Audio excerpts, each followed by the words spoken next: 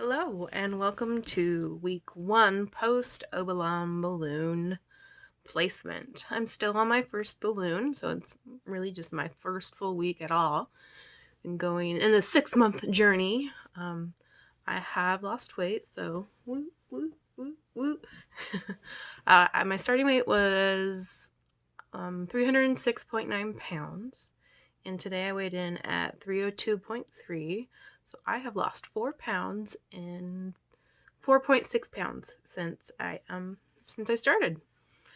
I'm actually surprised. I didn't think I was going to lose any weight this week, which I was okay with. It was kind of those transition weeks. I've been trying to work out regularly, do weightlifting and cardio, and so there's kind of those weeks where you have the conversion of more muscle going on, and muscle weighs more than fat. So like I was I was thinking maybe even the scale going up a pound or two, but knowing that since I'm working out, that that's kind of switching over to muscle. But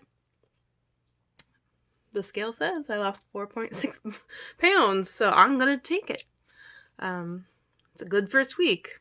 We'll see what next week does. So I'm no longer on the meds to help manage like muscle spasms and stomach spasms and nausea and throwing up. I haven't had any kind of those symptoms either since I stopped. I didn't have them really when I was on them or now. I still can't really sleep on the left side. That's a little uncomfortable. And when I sit, I started school a couple days ago, so I'm back at that. And right now it's lecture week, so I'm just spending like 7 hours a day sitting in lecture. And that's kind of like what I talked about in the car. I sit up or I have to kind of lean to the side to kind of give more space there because it feels like, like I said, when you're pregnant, like kind of like a baby's foot pushing up against it or a limb pushing up against it. It doesn't hurt, but it's like, that there's something there and it's a little more comfortable to not put pressure on it. So I kind of sit in class like this. I always wonder what my instructors are thinking, but no one said anything yet. I have, let's see, I ate out for the first time today, which was super scary because usually when I go out to eat, I always have this mind frame that this is going to be the last time I'm ever going to get to go to this restaurant, so I got to try all the good stuff because it won't be there again when next time I come, and it's going to be the end of the world. And that's not really a frame of mind that has helped me at all. So I went with my husband, and he was running late, and he told me to go inside. I didn't want to because I didn't want to be faced with that menu by myself.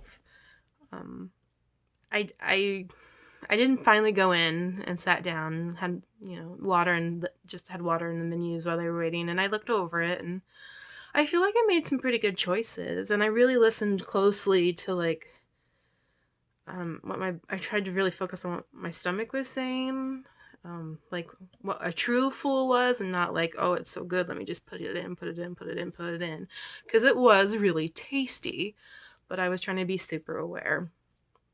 And I didn't get dessert either, which is huge because the restaurant we went to is like the place we go for our anniversary restaurant, and they have something called peanut butter pie, which is amazing.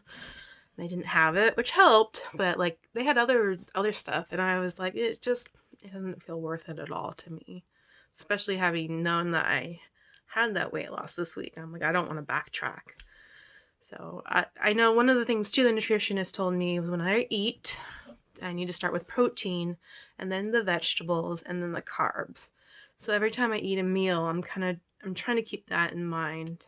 At school, my food gets more streamlined, so I do a Soylent shake in the morning, and then I do like a protein bar at my first break, and then a Soylent shake for lunch and a protein bar at my next break. And then I usually am not eating actual like meal until dinner time, but even then I'm doing good.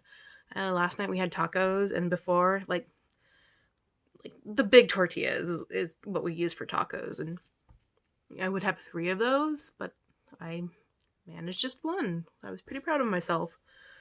So I definitely feel like I'm still keeping that motivation going and thought process.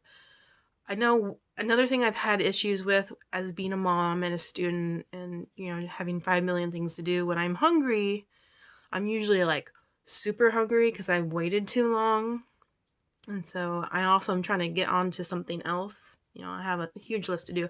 So when I'm eating, I'm like trying to get it in there as fast as I can and just swallow so I can move on.